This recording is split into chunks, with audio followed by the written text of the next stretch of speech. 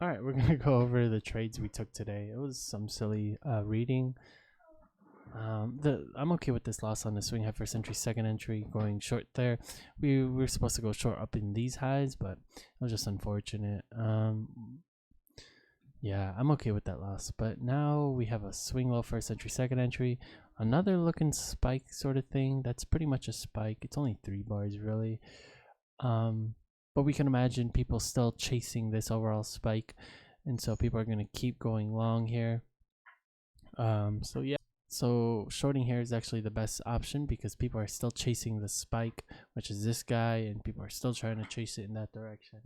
So going short there is the best option. Now it's become a little trend of its own. As you can see, we're pushing down here. Now it's no longer this spike being played out. It's this little trend that's happening right here. So now that we have a trend, we come into the mentality that, all right, it's a trend. People are going to go with the short-term trend. Short-term trend is going short or going down, going short essentially. So people are going to go short here, and we would just be going along with the overall trend, and going long there is the best option. Yeah, swing low first entry, second entry. Once again, a ton of people are it's still this trend, and you can kind of consider this a spike, but not really. This is the only reason we consider this spike, because it was a continuation of this spike and chasing that. But then once we started to pull down and create this actual trend going on, out the trend going long is what we want to do, and people are going to chase those short-term trends. So buying here on a non-obvious would be the best trade. And then if we go ahead and take a look at this trade right here, and swing high first entry, second entry, once again, actually look what happens here. We have a spike here. If you take a look at it, what it looks like on the minute chart, it's this move right here. So it's that move, and that's a pretty dang hard spike. So shorting here is actually the best option after that spike. On a 1-tick entry, since it's your first opportunity, even though you're right about it continuing on up. And so I just wanted to talk about those trades, and it was unfortunate that we got stepped out all those times. Yeah, and here we can imagine people trying to correct this spike here, or I mean chase this spike. So shorting this is actually the best option on a 1-tick entry, and that would have worked out fantastically. I think the hardest part about this day was trying to figure out when was the spike and when was it a trend. So in this case, it's right here on the right side. It's a spike because people are still chasing that spike. Just a little bit of a pullback, not really anything really tested here again. And so we can imagine a ton of people still trying to chase that spike. So shorting there is the best option for 1-tick entry. And in this case down here, it's a spike, and if I were able to short, if we took this as like a swing low or something, and then shorted at this high right here or at that low, that would have been a much better trade.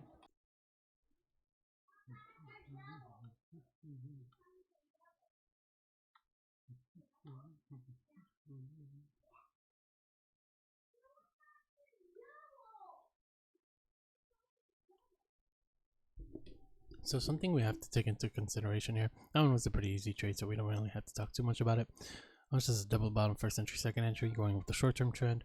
Because a lot of people like to keep going with the trend, the overall trend. So shorting there is the best option anyway. But that technique doesn't work out in this situation. In the swing low first entry, second entry. And the reason why going short there is not what you want to do is because you have this level of resistance. And it's not just a normal level of resistance, it was a double top. And usually when you have a double top, it's like, all right, that's not the craziest level, but it's the fact that it's the highest point of the day. People are always going to try and pick the highest point of the day. So that level of resistance becomes a very crucial part. Excuse me. So, and the reason we're putting that into consideration is because what happens often is it's even written in our notes that people like to trade back into those that last level of resistance or that last level of support. And in this case, this guy right here. So people like to short back into it and going along on a 1-ticker, even though you would not get in it. Actually, a non-obvious is what you would be doing. Well, that's what you would be doing, and you would not get in the trade. So that's why you don't short there. Let's find another one where you would not be shorting. Here's a swing low. First entry is right there, second entry, so of course you would be shorting at this point right here. This level of resistance is more like a triple top. So this one actually works out either way. If you said to yourself, all right, maybe you broke out of there. So that's the good thing about non-obvious entries. So this guy is not really a spike compared to all the spikes here. So when you have to take into consideration what's a spike. So that's a spike. This is 3 bars. So that's not a spike even compared to this guy. That's a spike, not so much a spike. That could be a spike since this move is almost as big as this one. So this guy is not as big as this one, nowhere near as big. So we can consider that not a spike, especially if you mark it up, match it up with the rest of this market here. So you would, if you were going long saying, oh wait, we just broke out of this level, you would enter in a non-obvious and that would have worked. Even actually a one ticker could have worked as well. Let's check it out. Let's see. One ticker would have worked. So you have your entry here. That's 2, 4, 4, 5, and 2 ticks. So 1, 2. So your stop would be right there. So that would have worked, and you would have got that too. So going long there is still the best option. So it all works out. Those 3 trades would be more than enough. Let's just find a 4th one real quick after 10. Swing high first entry, second entry, going short there is fantastic. I mean, that's a beautiful trade because you're on this uptrend. Swing high first entry, 1 ticker right there. Oh, beautiful trade. Man, we should just, I think tomorrow we're going to just trade after 10. So sleep in a little, start trading at 10. It seems like a lot more of a predictable market. We could trade at 7, depending on how I feel. We'll see. I'm still going to wake up, but we'll see. I might head back to bed depending on if I feel sleepy or not. But yeah, so let's go ahead, take a couple more trades, and yeah, we'll see. Another good trade here. I kind of stepped out. Essentially, it's the same thing. Swing high first entry, second entry. It looks like it breaks lower, and it's exactly a repeat pattern of what we had somewhere. Wait, somewhere over here. Where did we have that repeat? No.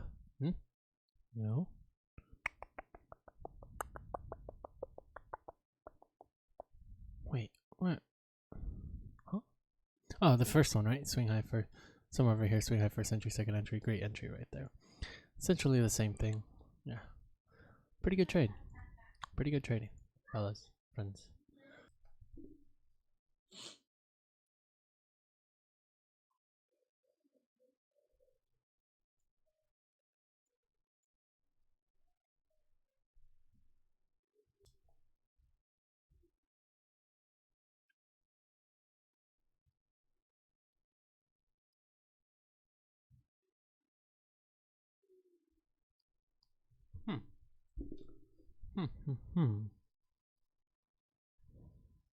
I think scuff trades are much better for those second entries, but if we're going short at least. I guess it has to be more of a trend than congestion. Do we add that on? Because this is not really congestion. Definitely, this is definitely congestion. Do we add congestion to our thing? I think so. Because if you think about what congestion is, it's a ton of people going long, a ton of people going short. And for the most part, a lot of people are going short here. So going short there is probably not the best, especially if it's on a slight uptrend. I think that's actually something we have to add because that should have worked out due to the fact that it's that topping motion, which is this. It's that topping motion. We can imagine a ton of people seeing this and actually going against it. That's what 90% do. But I think due to the fact that there was a lot of congestion in here, there was a lot of actual selling going on, and for those people actually trying to play it out. I think when you have an overall trend that turns into congestion, I think actually staying out of the congestion, or at least understanding that that is no longer, rules can't really apply in that. So the swing low first entry, second entry right here. It was kind of forced here. That's actually your swing low right here. I just counted that as a double bottom. Maybe it was a triple bottom. Let's see, what does it really look like? Swing low is over here, here. Okay, so it is kind of a double bottom here. It's actually your new swing low is this guy actually, which is not even really on here. Oh wait, I think I gotta switch tick charts. Oh no, I think we're good. Yeah, yeah. So that was just a bad trade. A little bit congested. I didn't like it too much. Not the greatest one, but that was ugly congestion. Not a real swing low there. So if you have a bunch of congestion with not a clear swing low or what to do on those swing lows, just stay out of it. It's probably best. And definitely don't in congestion. Don't enter second entries because you're entering at the low or the high of that bar and trying to go the other direction. So it'd be better to be buying there and pushing up in that or selling at the top at least. Yeah, I think that's something we have to keep in mind. I think it's actually something we should write down as well. Let's go ahead and write it down. All right, so I wrote congestion. If there is no clear swing lower high in clear congestion, I should put in an obvious congestion and an obvious congestion. Second entries will most likely fail. If you must take a trade, take a scuff trade that allows a one ticker or a non-obvious entry. So in this case, it could have been this like swing high, first entry. Wait, this is not. Wait, this is it, right? Yeah. So let's see, swing high, first entry, second entry. So a non-obvious, right? Or you could have done a one ticker. You would have got stopped out on a one ticker. Oh, would you have? Most definitely. Why does that keep happening? Alright, your entry would be right there. Yeah, you would have got stopped out. 1, 2. Yeah, it'd be one tick away from your thing. So actually, it's right here. Swing high, first entry, second entry, one ticker right here. And that would have worked out easy. Yeah, swing high, first entry, second entry. We already talked about that one. Yeah, so that's a little bit unfortunate. Let's make sure we have the same amount of swings here. Yeah, pretty much. All right.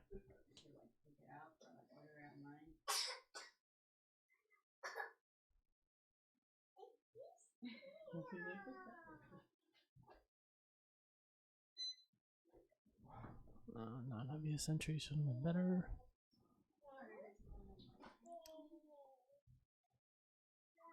Let's go for it. So that's 3 ticks plus the 2. 3 points out.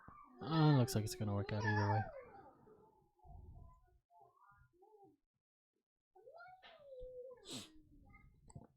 Yeah, non-obvious would have worked already. Because your entry would have been 75 high, unless you would have got entered by the. Oh, actually 75 low. So then 3 points and 2 ticks. 1, 2. Yeah, easy.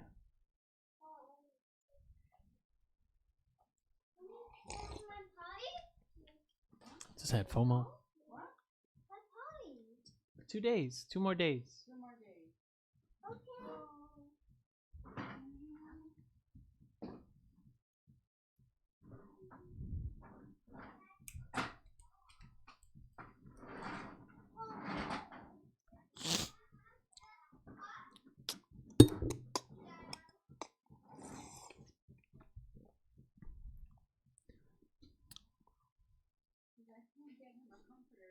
The IKEA bed is like made for IKEA.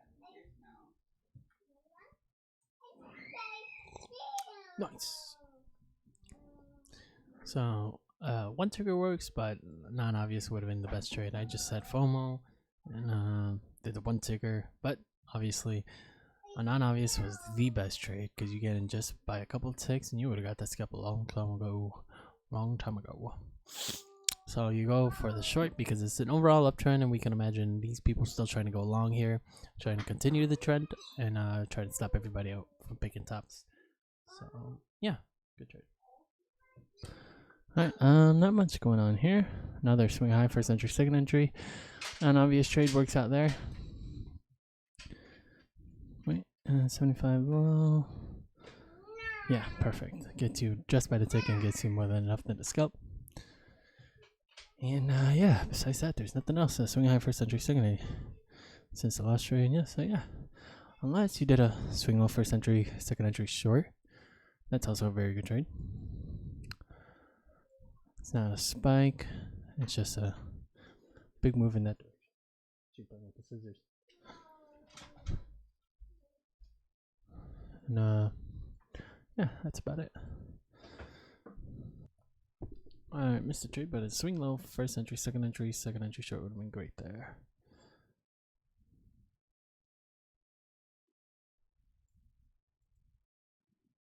It's kind of a downtrend now that we got going. It's just like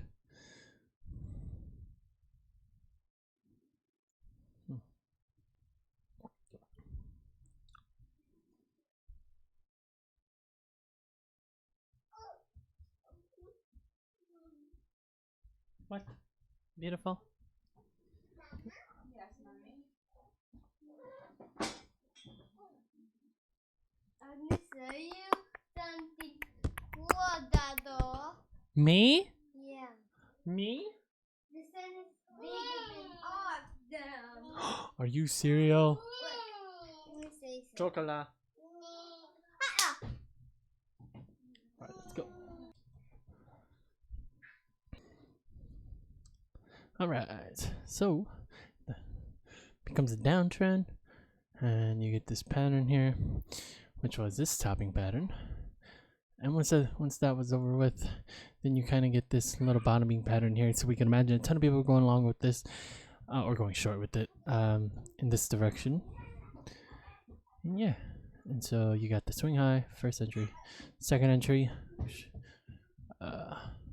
going along there because the overall trend is now down. Especially after all that resistance right here. Yeah. Especially with that spike too. You can see this bottoming pattern here as well. So even here. So that's a clear indication. A ton of people are going short. Now we know the overall trend is up here. Due to the fact that you have a lot of support here. Those big moves in that direction. So yeah, I think this is a good trade still. It's your first opportunity after bouncing off these lows. I think I'm okay with it. One ticker.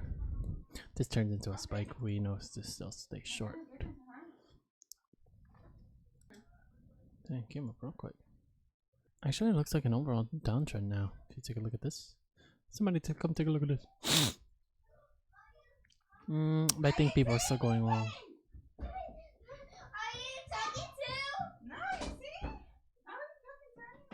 Let's go for Nanavi actually. That's a low 50. $40. He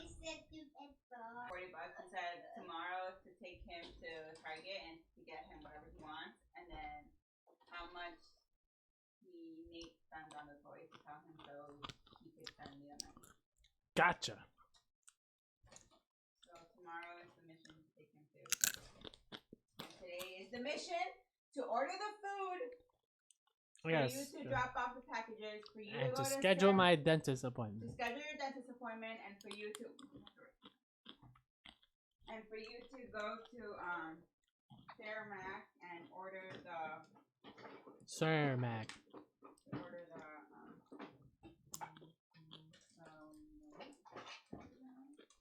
the fruit tarts. Okay. We're all downtrend.